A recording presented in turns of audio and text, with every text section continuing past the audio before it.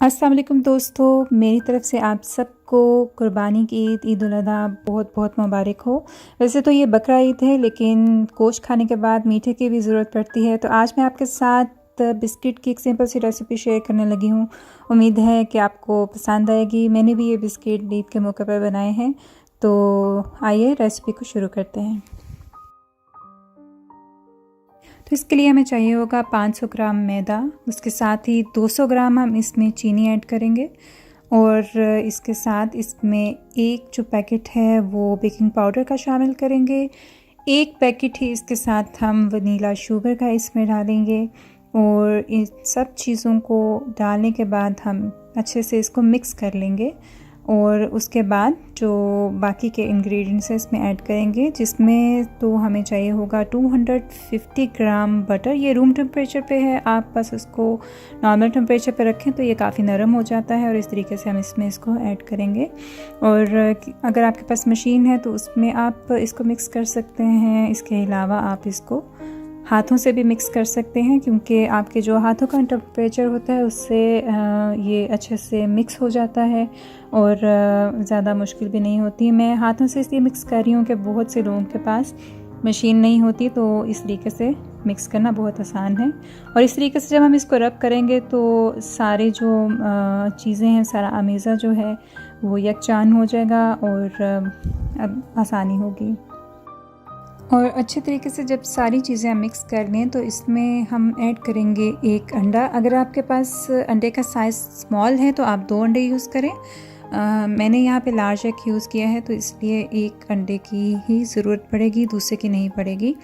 और इस तरीके से हमने इन सारी चीज़ों को अच्छे तरीके से गूंद लेना है। आहिस्ता आहिस्ता आप गूंदें तो ये सारा जो अमेज़ा है यकजान हो जाता है और बहुत ही अच्छा इसका टेक्सचर आता है, जैसा कि आपको नज़र आ रहा है। थोड़ी सी देर लगती है इसको गूंदने में, लेकिन आराम आराम से तसल्ली के साथ जब आप काम करेंगे तो ये डो जो है कुछ इस तरीके की बन जाएगी और ऐसी डो ही हमें चाहिए।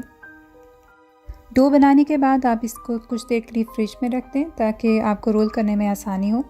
लेकिन मैं इसको फ्रिज में फ़िलहाल नहीं रख रही, मैं इसको अभी ही इसके साथ बिस्किट बनाने लगी हूँ। तो डो को अब हम 3 हिस्सों में तकसीम कर लेंगे ताकि इसको रोल करने में आसानी हो।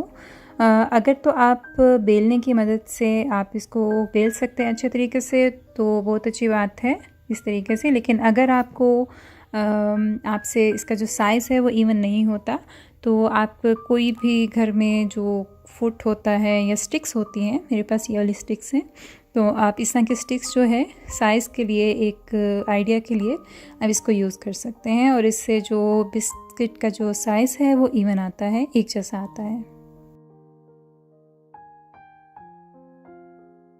तो रोल करने के बाद आपके पास जो भी बिस्किट के फॉर्म मौजूद हैं उससे आप इसको शेप दे सकते हैं। अगर आपके पास फॉर्म नहीं है तो आप किसी शीशे के ढक्कन से भी इसको कट कर सकते हैं। मैं क्योंकि ईद के मौके पर ये बना रही हूँ तो मैंने ये फॉर्म इंटरनेट से ऑर्डर किए थे, तो मैं आज यही शेप बिस्किट को दूँगी। और इसी तरह बिस्किट फॉर्म की मदद से हम पूरी डो को काट लेंगे।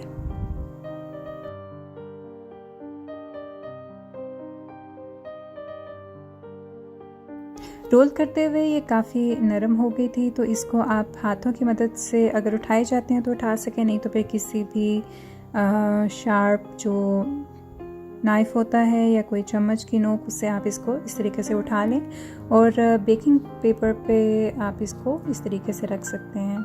और इसी तरह हम बाकी की भी जो फॉर्म है वो बेकिंग ट्रे पे रखेंगे और इसको बेक करेंगे। तो सारे बिस्किट्स को हम इस तरीके से बेकिंग ट्रे में रख लेंगे और जब तक ये बेक होते हैं उसी दौरान हम दूसरी जो बेकिंग ट्रे है वो रेडी कर लेंगे और इनको बेक करेंगे। और बेकिंग के लिए टेम्परेचर 150 डिग्री है और 15 से 20 मिनट के लिए हम इनको बेक करेंगे। बेक होने के बाद इसकी शक्ल कुछ इस तरीके से है। ये क्योंकि अभी गर्म है इसलिए इसको हम थोड़ा ठंडा होने देंगे ताकि ये हार्ड फॉर्म में आ जाए और फिर आप इसको सर्व कर सकते हैं या खा सकते हैं।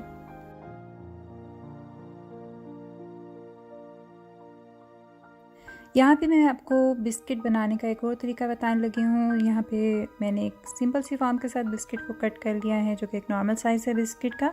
और इस तरीके से आप बिस्किट को उठा के तो आप चीनी में इसको रैप कर सकते हैं, चीनी से अच्छे तरीके से इसको कवर करके। और इसी तरीके से बाकी के सारे बिस्किट जो हैं वो आप रेडी कर सकते हैं। और नॉर्मल तरीके से जिस तरह हमने पहले बिस्किट को बेक किया, उसी तरीके से उतने ही टेम्परेचर पे आप इसको दोबारा बेक कर सकते हैं।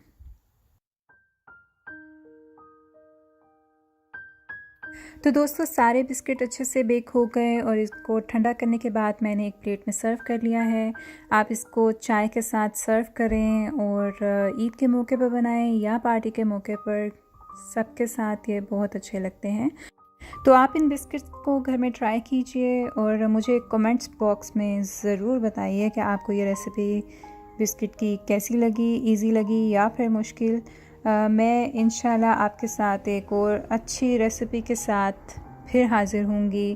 तब तक मैं इंजॉय करती हूँ ये बिस्किट चाय के साथ। और मुझे सब्सक्राइब करना मत भूलिए और बेल आइकॉन पर क्लिक करना मत भूलिए, ताकि जो मेरी वीडियोस हैं वो बर वक्त आप तक पहुँच सकें। तो इंशाल्लाह फिर आपसे दोबारा मुलाकात होगी। तब तक के लिए मुझे इजाज़त दीजिए। अल्लाह हाफ़िज़।